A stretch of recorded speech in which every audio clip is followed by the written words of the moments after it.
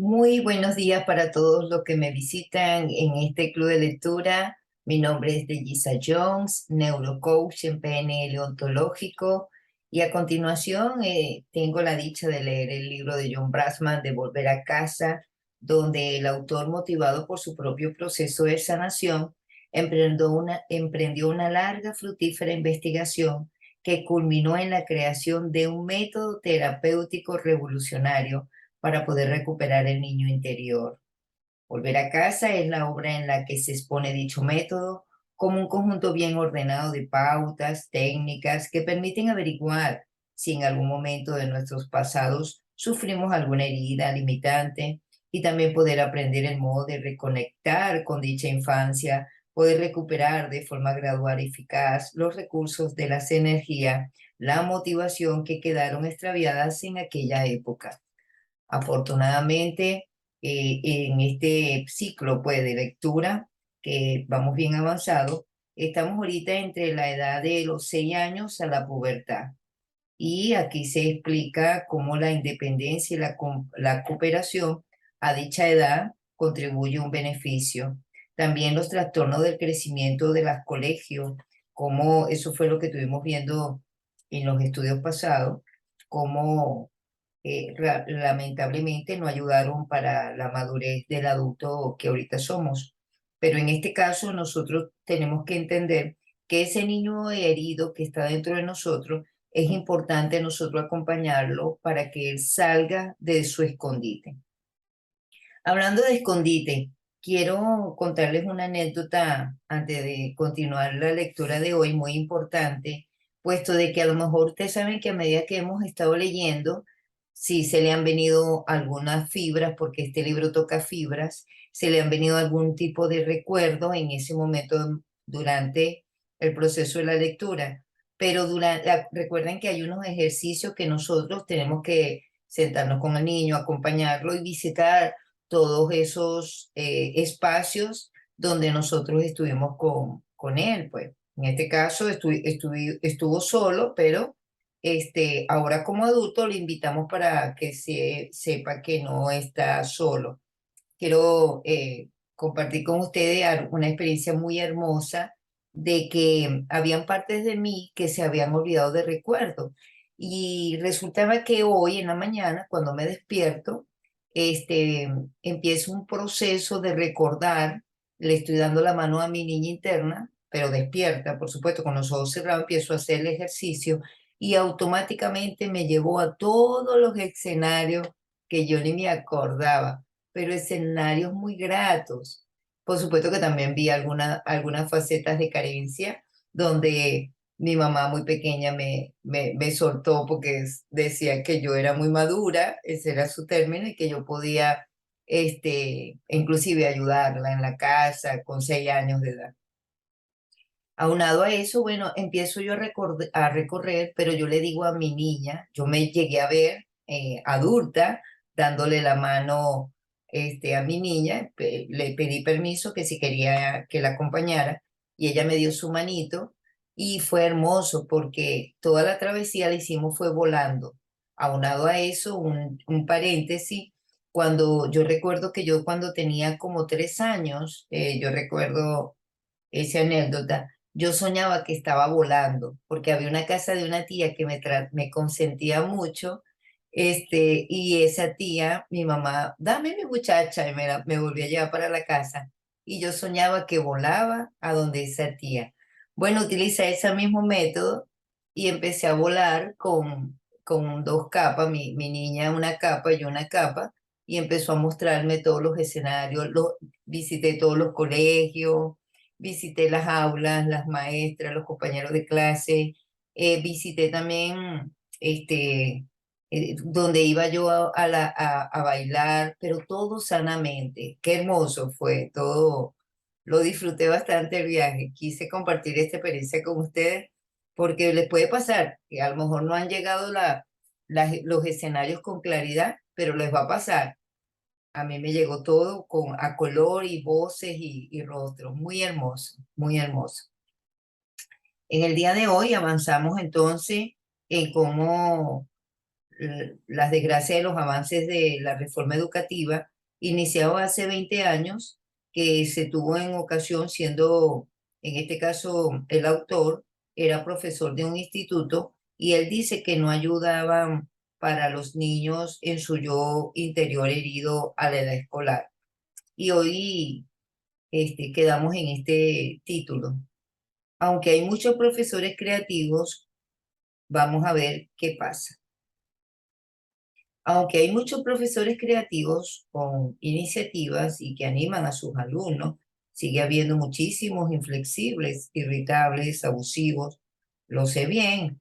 He trabajado con muchos. Estos posibles abusivos o profesores proyectan a su niño herido como estudiantes y simplemente se graduaron, pero son niños heridos. Aunado a eso, tu niño interior puede haber sido víctima de esto también, de algún profesor que estaba herido, algún tipo de víctima o de dolor. Es probable que tuvieras otros niños con los que legitimar tu dolor, pero eran incapaces de cambiar nada. En algunos casos, tus compañeros de curso eran los agresores y los niños de esa edad pueden ser muy crueles. Lee, por ejemplo, El Señor de las Moscas, de William Gordon. Hace poco encontré a un amigo del colegio que no había visto desde hacía más o menos 40 años. Pasamos 2 días estupendos poniéndonos al corriente de nuestras vidas. Poco a poco iba recordando fragmentos de los tormentos de su infancia.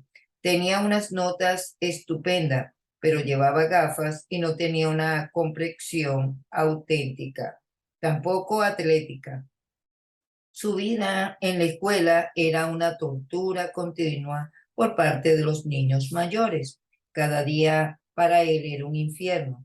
A veces se escondía en la sacristía de la iglesia y rogaba a Jesús que le ayudara a comprender por qué le pegaban los niños, le ridiculizaban y le hacían sufrir tanto, cuando él solo pretendía formar parte de un grupo. Lloré al escuchar su relato y me sentí avergonzado porque yo era su amigo, solo si no había nadie más a su alrededor. Era tanta la humillación de que era objeto por parte del grupo que no podía arriesgarme a poder ayudarlo, a ser su amigo por miedo a que se metieran también conmigo. Solamente en momentos de soledad era que yo lo veía y me acercaba a él para poder consolarlo. Él quería mi amistad, era doloroso. Me alegra decir que lo superó todo bastante bien, pero no sé si quedará alguna cicatrices profundas en su niño interior. Lo más probable que sí. Gracias a esta conversación empecé a acordarme de otras víctimas de la humillación cruel del grupo, las niñas gordas, los niños con nariz prominente, aquellos con alguna tara física, los que no hacían deporte, los ficheros de mi consulta, están llenos de hombres y mujeres que cargaron con una vergüenza física o cultural toda su vida. Su maravillosa esencia fue rechazada por ser extranjeros. Les atormentaba porque se trataba al hablar y eran chabacanos o vestían pobremente. Los niños mismos se medían con el patrón físico y cultural perfeccionista de lo que le veían a sus padres, lo llevaban al colegio. Ningún escolar es de verdad feo, aunque algunos parezcan desgabados o torpes o diferentes. Solo es algo rudo y merece nuestro respeto, nuestra ayuda para poder desarrollar ellos sus fuerzas que tienen interiormente. Subtítulo: Interrogarse. En este momento es probable que ya te hayas acostumbrado a escribir tu propia historia. Por cierto, si estás trabajando en una etapa determinada y te viene a la memoria algo de una etapa previa, eso es estupendo. Apúntalo, consigue validarlo lo antes posible. Una vez que has empezado este tipo de trabajo, es muy normal que surjan recuerdos de vez en cuando. Cuanta más relación tengas con tu niño interior, más entrarás en el estado alterado que fue su infancia. Al volver a entrar en este estado de conciencia, empieza a recordar más cosas. Hago un paréntesis aquí. Eso fue lo que me pasó hoy, tal cual. Es más, habían sitios que yo recuerdo que cuando yo iba a un colegio, yo tenía que subir una lomita y yo creativamente, por supuesto que hoy acompañé a mi niña a ir al colegio, ella estaba en tercer grado y yo recuerdo que bueno, de por sí a los 6 años ya me enseñaron a cómo ir al colegio pequeñita. Mi mamá me envió en estos días un audio y me dijo, me acuerdo cuando yo pequeñita te enseñé a cruzar la calle para que fueras al colegio sola. Pero ya a esta etapa, a tercer grado, recuerdo que cuando yo subí esa colina, yo era creativa, porque yo la subí en zigzag, porque me di cuenta que subiéndola en zigzag no me cansaba, porque era un poquito empinada la colina. Después que terminaba la colina, al frente estaba mi colegio. Continúo. Empezando la etapa escolar, por lo general los recuerdos son más vívidos. Ahora escribe el relato de tu niño interior en la edad escolar. Recuerda que este periodo abarca desde los 6 años hasta el comienzo de la pubertad, que generalmente llega cuando estamos en el octavo curso. Con la pubertad surgirá una capacidad mental sofisticada y nueva por completo. Hablaremos de ella en el próximo capítulo. Como modelo a seguir, puedes analizar tu edad escolar año por año utilizando los apartados que sigan a continuación si crees que son apropiados para ti. Wow, y eso fue lo que experimenté sin saber que venía el día de hoy esta lectura. Continúo. Subtítulo.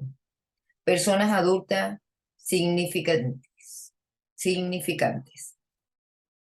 Además de los padres, hay que incluir los profesores, sacerdotes, niños mayores. Escribe el nombre de cada uno y comenta si fue alentador o perjudicial espiritualmente. Alentador significa que estaba a tu lado y te valoraba a ti mismo, que estimulaba tu yo.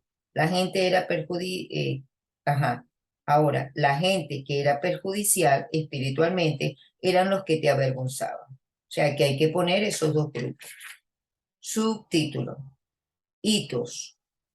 Escribe 3 de los acontecimientos más significativos de cada año. Por ejemplo, yo escribí 6 años, empecé el primer curso, me hice pi encima y todos se rieron de mí. Mi padre pasaba más tiempo en casa que nunca. 7 años, pasé al segundo curso. Me regalaron un tocadisco por Navidad. Papá tuvo un accidente en el coche del abuelo. Sigue así hasta llegar a los 13 años. Habrá notas que los 6, 7 años no fueron muy traumáticos para mí. Incluye cualquier recuerdo que se te presente. Todos los que se te presenten, incluyelo. Subtítulo. Episodios traumáticos. Estos fueron las experiencias de tu vida que te causaron las heridas espirituales más intensas.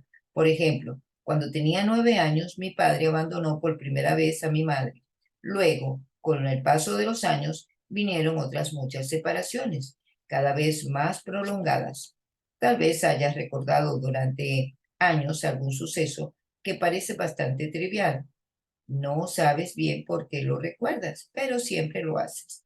Esto puede significar que en cierta medida esté implicado algún suceso desagradable. Por ejemplo, yo siempre recordaba un incidente que sucedió cuando yo tenía 5 años. Un vecino adolescente hizo que mi hermana, que entonces tenía 6 años, le tocara el pene. De alguna forma supe, sin saber realmente, que estaba presenciando algo muy mal. No era lo mismo que los juegos sexuales que tuve 2 años más tarde con mis dos amigas de vecindario. Nosotros teníamos la misma edad y el juego era más bien simbólico. Lo que le pasó a mi hermana se trataba de un acoso sexual de verdad. Ahora comprendo por qué me obsesionaba el recuerdo. Subtítulo. Comparte la historia de tu niño escolar con una persona que te apoye. Lee la historia a un amigo, cónyuge o persona de apoyo. Terapeuta también funciona. Date el tiempo suficiente para ponerte en contacto con los agravios de este periodo. Céntrate en especial en el sistema escolar mismo como algo perjudicial espiritualmente. Aporta datos concretos sobre cómo fuiste incapaz de ser tú mismo en el colegio. Graba cualquier abuso que haya recibido por parte de los profesores o de los niños. Aquí hay un paréntesis. Yo recuerdo por lo menos cuando yo no me sentía a gusto en los colegios, yo me iba a ir a un parque. Yo siempre me jubilaba del colegio, cuando, sobre todo con la maestra de cuarto grado, que fue muy vil esa maestra. La recuerdo con mucho cariño ahorita porque aprendí muchas cosas, pero yo me iba a un parque llamado Arístides Roja y ahí había biblioteca y me ponía a jugar con títeres y siempre llamaban a mi mamá, ella falta mucho a clase. Entonces, por supuesto, me daban mi paliza y me decían, ¿dónde estabas tú? Y yo le decía, leyendo, y era que me la pasaba en la biblioteca. Continúo. Subtítulo: Siente los sentimientos. Consigue foto tuya de cuando estabas en el colegio. Lo ideal sería que tuvieras una foto de cada año. Tal vez tienes una foto de toda clase de algunos de los cursos. Compara tus fotos con las cosas que has escrito en esa edad.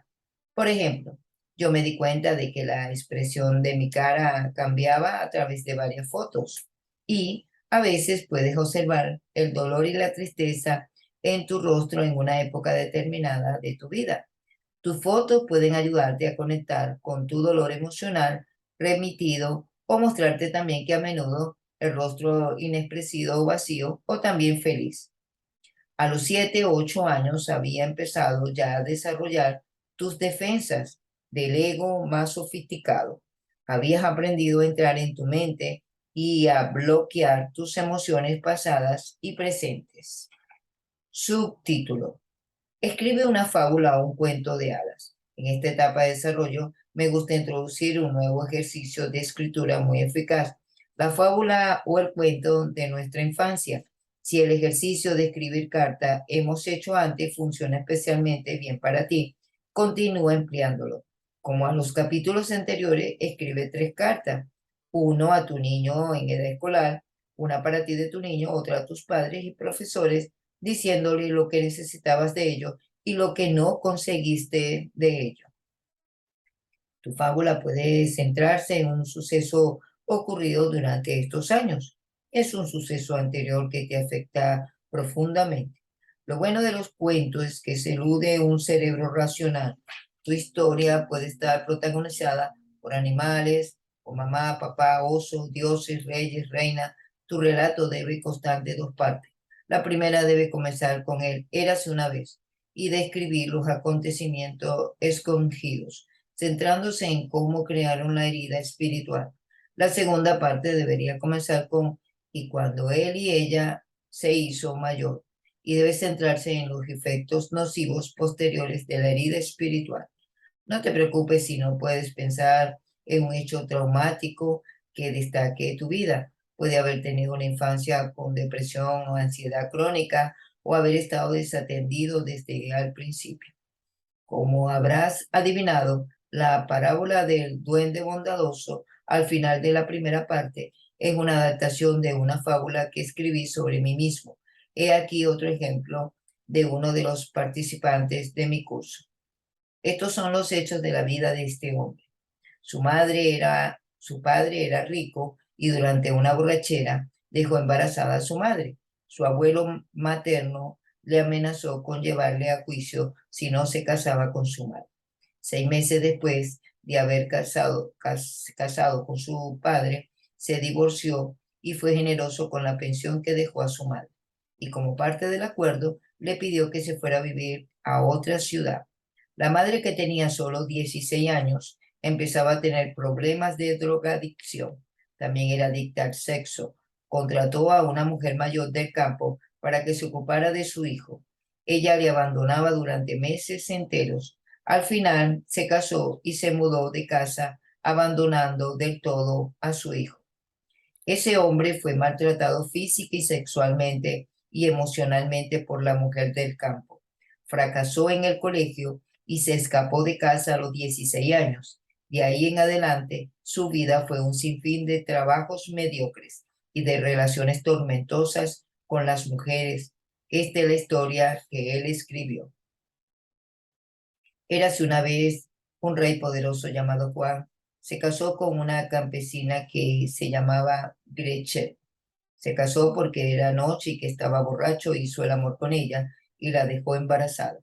Como era un matrimonio deshonroso, mantenía escondida a Gretchen hasta que al final la envió al exilio a una isla lejana. El niño que salió de ese matrimonio también se llamaba Juan. Su madre, que quería mantenerse en el amor del rey, Juan pensó que tal vez le debería volver cuando viera al pequeño príncipe y supiera que ella le había puesto el nombre del rey. Así que visitó al rey para mostrarle a su hijo. El rey Juan se puso furioso. Sabía que el príncipe era de sangre real, pero odiaba a Gretchen porque le recordaba su deshonra. El rey decretó que Gretchen y Juanito fueran enviados al país extranjero al otro lado del océano, a cientos de millas de distancia. A Gretchen le pagaron generosamente y le hicieron jurar que nunca revelara a Juanito el secreto de su nacimiento. Gretchen odiaba a Juanito, le impedía hacer lo que deseaba Juanito. Ella quería beber e irse a jugar con hombres. Culpaba a su hijo de su exilio y al final pagó una vieja campesina para que cuidara de él. La vieja le pegaba y apenas le daba de comer. Aunque era un príncipe de sangre real, Juanito pensaba que era hijo bastardo de esa mujer pobre y vieja. Los demás niños se burlaban de él y por los harapos con que iba vestido a la escuela. Suspendía siempre porque le asustaba contestar las preguntas del maestro. No tenía tiempo de estudiar, pues siempre estaba ocupado con las faenas de la casa. Cuando creció, se escapó, no tenía dinero y como había abandonado la escuela, el único trabajo que pudo conseguir era barrer suelo en la tienda de un mercader. Tuvo varias novias, pero todas le rechazaron. Cada mujer que encontraba le criticaba y le humillaba. Una vez que has escrito tu historia, es muy importante que se la leas a la persona que te está ayudando. Esta historia puede ayudarte a que conectes con tus sentimientos de abandono. También te puede ayudar a ver la conexión entre las necesidades de que dependía tu desarrollo, que no se cubrieron y las conseguiste en la vida.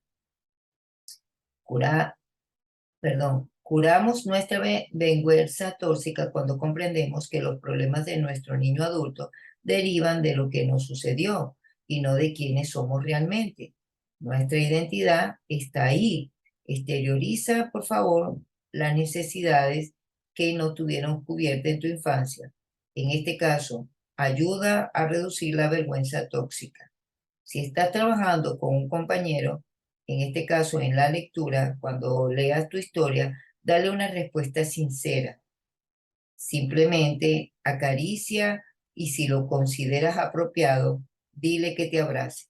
Si trabajas con un grupo, deja que cada persona lea su relato cada uno. Cuando termines, haz que cierre los ojos mientras el grupo le da una respuesta sentida y sincera. Subtítulo: Papeles del sistema familiar disfuncional. Piensa en cualquiera de los papeles nuevos que te tocó desempeñar durante los años del colegio. Trabaja con ello como si hicieses en el capítulo 6 en la página 171. Te aconsejo que te centres en los papeles de los vínculos intergeneracionales, porque te apartaron de un modelo de un papel sexual sano. Los roles que surgen a menudo en este periodo son el hombrecito de mamá, el subtítulo del cónyuge de mamá, la hermana confidente de mamá, la mejor amiga, la mamá de mamá, la princesita de papá, la muñeca, el sustituto del cónyuge de papá, el mejor amigo de papá, el papá de papá. Es importante darse cuenta de que los papeles del subtítulo del cónyuge y de los padres no se limitan a los vínculos del sexo opuesto. En todos los casos, el niño estaba cuidando de los padres. Esto significa una inversión del orden de la naturaleza, ya que por lo general, cuando un niño ya empieza a cuidar de su padre, ahí hay un desorden totalmente inadecuado energéticamente. Fijémonos en las consecuencias perjudiciales que han tenido estos papeles en la vida. Recuerdo a Jimmy, cuyo padre alcohólico abandonó a la familia cuando él tenía 6 años y su madre 26. Ella no tenía preparación profesional y tenía 2 hijos más. Jimmy, que era el mediano, pero el mayor de los varones, trabajó desde los 7 años en las cosas más inverosímiles. Fue una ayuda fundamental para su madre. Se sentaba a su lado durante horas, consolándola cuando ella lloraba, y se lamentaba de la vida que ella llevaba. La consideraba una santa y haría cualquier cosa por ella. Jimmy no se daba cuenta de que cuando él lloraba, su madre le regañaba o le distraía sacando sus sentimientos y le decía, no llores. En vez de ella apoyar al niño, él era el que la apoyaba cuando ella sí lloraba. Le decía que tenía un abuelo maravilloso y lo afortunado que era de vivir en una casa con abundante comida, que los niños del mundo morían de hambre en África y que él tenía todo ahí, que simplemente no llorara. Así le congelaba sus sentimientos ella, pero ella sí exteriorizaba los sentimientos de una niña herida. A los 21 años ingresó en la orden budista de Zen y se hizo monje.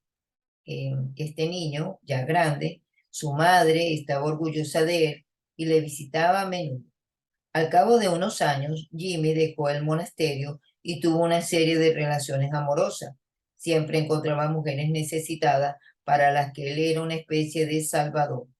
A los 45 años se casó con una muchacha de 26 que había sido abandonada con 3 hijos. El matrimonio fue un desastre. Era un cúmulo de conflictos y Jimmy odiaba a sus hijastros. Pronto tuvo una aventura que dio inicio a una vida sexual desenfrenada durante más de 10 años y por fin su mujer se divorció. La historia de Jimmy es típica de muchos hijos que desempeñan el papel del sustituto del cónyuge. Con frecuencia entran en una religión o llevan una vida espiritual. Así permanecen fieles a su madre. Otros son incapaces de comprometerse con una sola mujer. Como están comprometidos con su madre, comprometerse con otra equivaldría a adulterio emocional.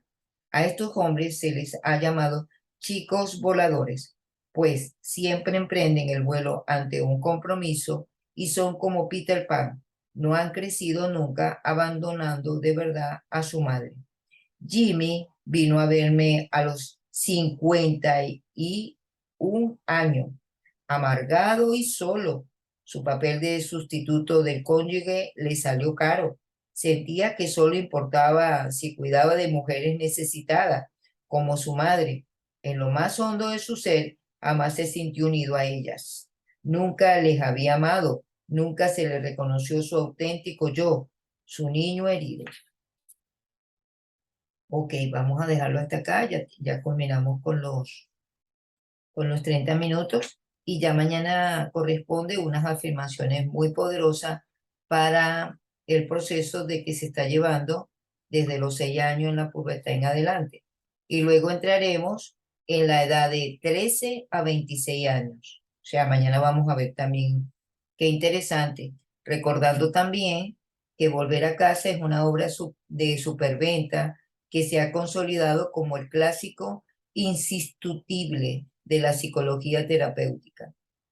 La obra ofrece un método innovador, eficaz, original para contactar, diagnosticar y sanar definitivamente la infancia traumatizada a partir de las 4 etapas. Entonces, que tengan un excelente día y nos vemos mañana. Pásenla bien. Bye bye.